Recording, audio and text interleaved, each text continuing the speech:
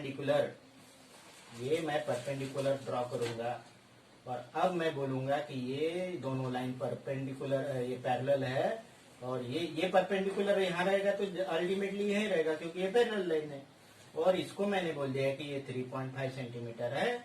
Now I can say that distance between this two parallel line is 3.5 centimetre.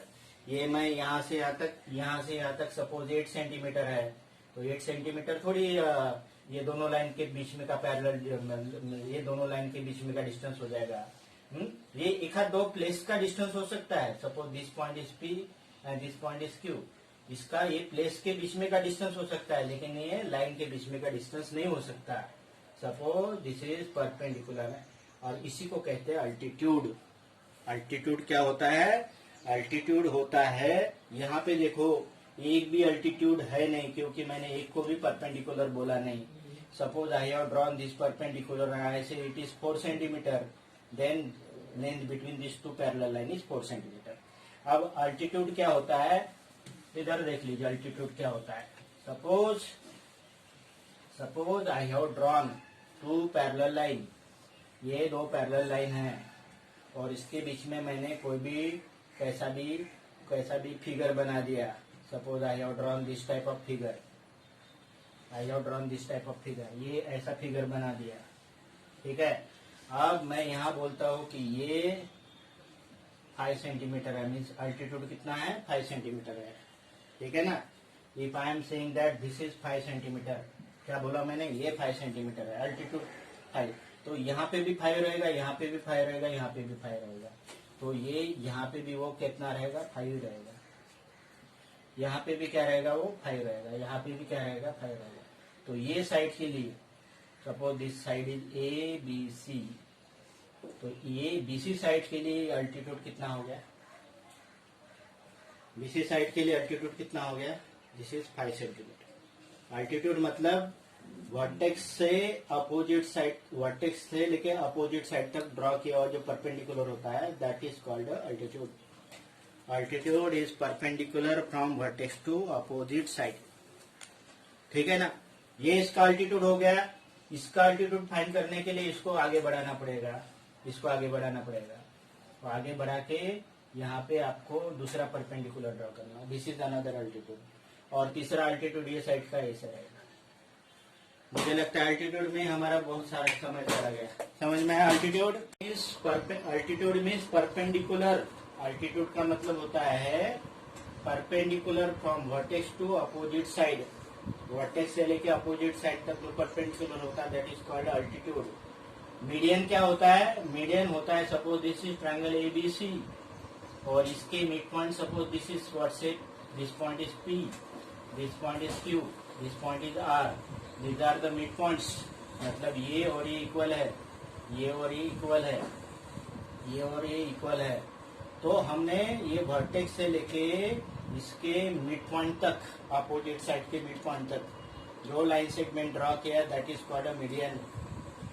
Median is a line segment from vertex to mid point of opposite side, that is what say median. Median is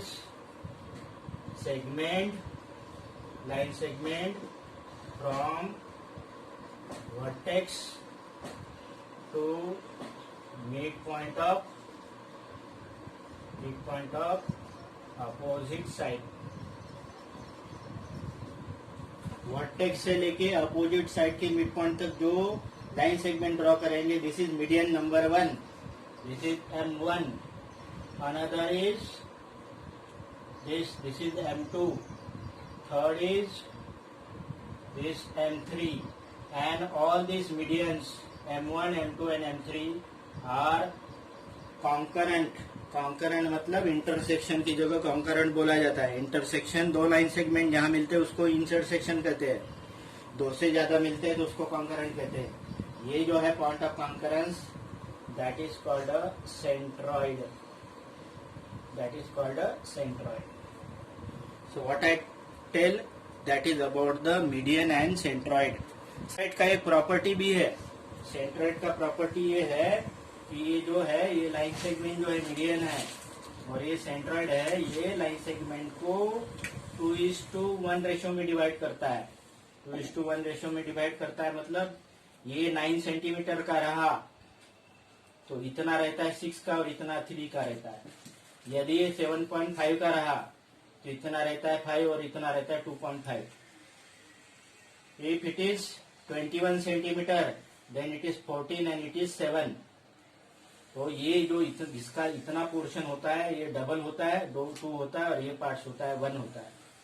centroid divide median into 2 parts in 2:1 ratio. अब 2 part किधर रहता है, vertex side में 2 parts रहता है और नीचे के साइड में इतना 1 पोर्शन रहता है। इसी प्रॉपर्टी का इस्तेमाल हमने किसमें किया था, derivation of the centroid of a triangle, इसमें कोऑर्डिनेट ज्योमेट्री में, coordinate geometry. Do you get. Next देख लीजिए एंगल बाइसेक्टर।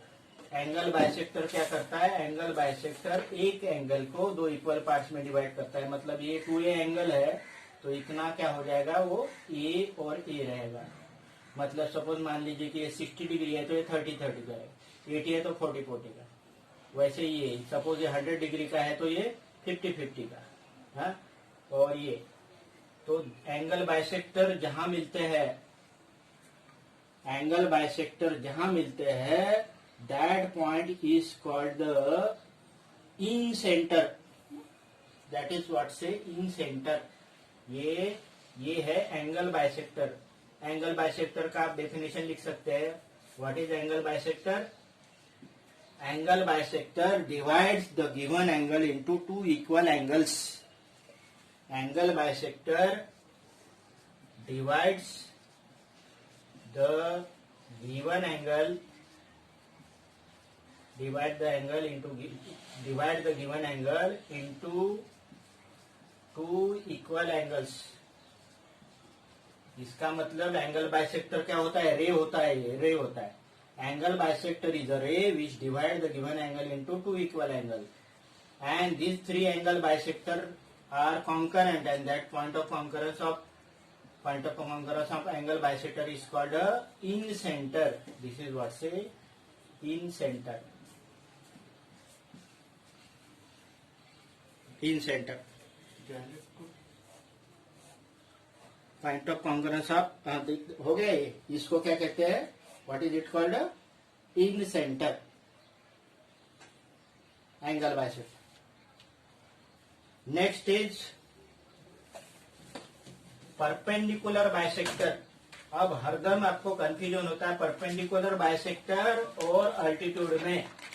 परपेंडिकुलर बाइसेक्टर और अल्टीट्यूड में हरदम आपको कंफ्यूजन होता है, लेकिन आपको एक चीज बता देता हूं, अल्टीट्यूड में वर्टेक्स इन्वॉल्व होता है लेकिन परपेंडिकुलर बाइसेक्टर में नहीं। परपेंडिकुलर बाइसेक्टर का मतलब क्या है बता दूं, परपेंडिकुलर बाइसेक्टर साइड का होता है। मतलब ये बीसी है तो इसके मिड पॉइंट से एक परपेंडिकुलर जाएगा, इसमें वर्टेक्स का कोई रोल नहीं है।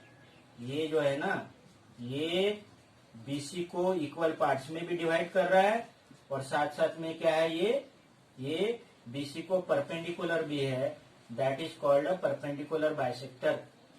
ये 90 डिग्री का भी है और बीसी को इक्वल पार्ट्स में डिवाइड करता है। सपोज दिस से पॉइंट डी, ठीक है ना, सपोज दिस इज से डीई, डी क्या कर रहा है, D is dividing the BC into 2 equal parts and it is perpendicular also, that is called a perpendicular bisector। वैसे इसको भी करेगा, ठीक है ना, इसको भी डिवाइड करेगा इक्वल पार्ट्स में। दूसरा हो गया परपेंडिकुलर बाइसेक्टर और तीसरा परपेंडिकुलर बाइसेक्टर। ये तीनों के तीनों परपेंडिकुलर बाइसेक्टर क्या होते हैं, ये तीनों के तीनों परपेंडिकुलर बाइसेक्टर एक ही जगह से जाते हैं and that this point of concurrence is called a circumcenter।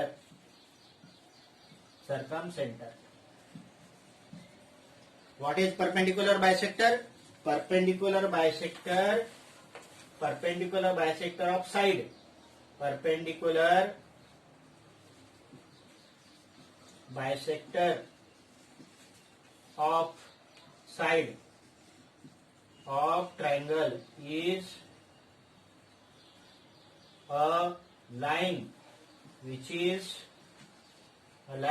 perpendicular.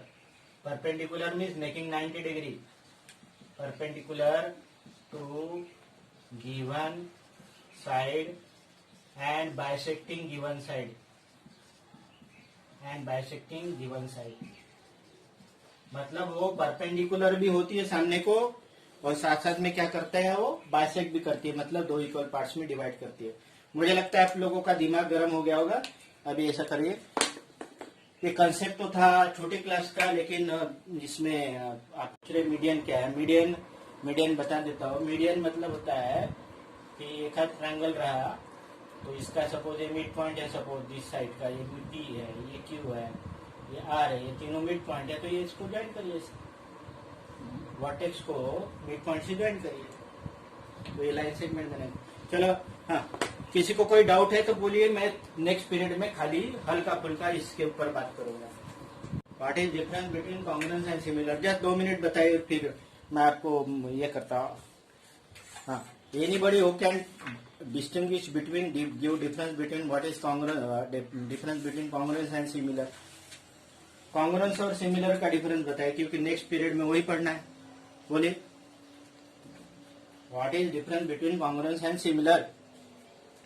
congruency और similarity में डिफरेंस क्या है बताइए, बोलिए बोलिए। हाँ हाँ बोलिए, हाँ बोलिए ना।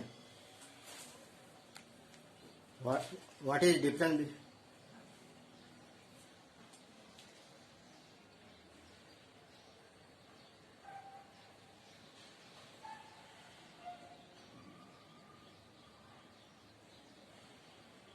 शेप सेम रहेगा, साइज उसकी सेम नहीं रहेगा। वेरी गुड कि ये किसमें है,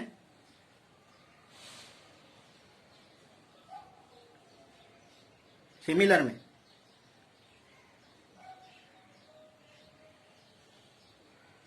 मुझे मेरी भी आवाज ब्लर हो रही क्या?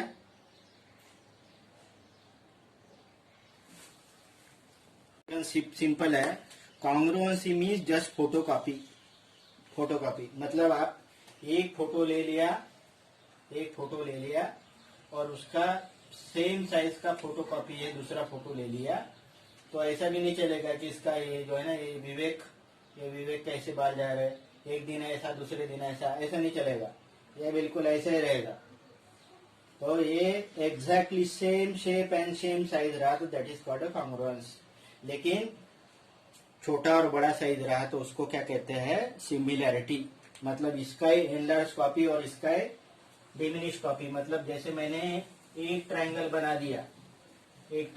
दिया तो कॉन्ग्रुएंस में क्या होता है, दूसरा exactly same triangle, same shape और सेम साइज का रहेगा, इसका कॉपी रहेगा।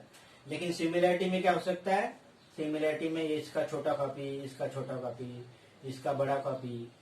तो ये सबके सब ट्रायंगल यदि साइज इनकी डिफरेंट है पर शेप कैसा है, दोनों का सेम है, that is called a similarity. ठीक है ना। जैसे एक रेक्टेंगल है, ये इतना रेक्टेंगल है, ये रेक्टेंगल है, हाँ, उससे हमने छोटा कॉपी बना दिया, उससे और छोटा कॉपी बना दिया। तो ये सपोज 4 सेंटीमीटर है और ये 2 सेंटीमीटर है, तो ये 8 सेंटीमीटर रहेगा तो ये 4 सेंटीमीटर, मतलब इसके प्रोपोर्शन में इसका साइज कम है। Suppose this is 10 centimetre and this is 5 centimetre, then if it is 6 centimetre definitely it is 3 centimetre. तो क्या होता है, this is what say proportionality. और एंगल, ये सब के सब एंगल कैसे रहेंगे, ये 1 2 3 सब के सब, ये 4, सभी के सभी एंगल सेम रहेंगे, ये सभी के सभी एंगल सेम रहेंगे। चलो इसके बारे में नेक्स्ट में बात करेंगे, दैट इज सिमिलरिटी। और थोड़ा सा हम किसके बारे में बात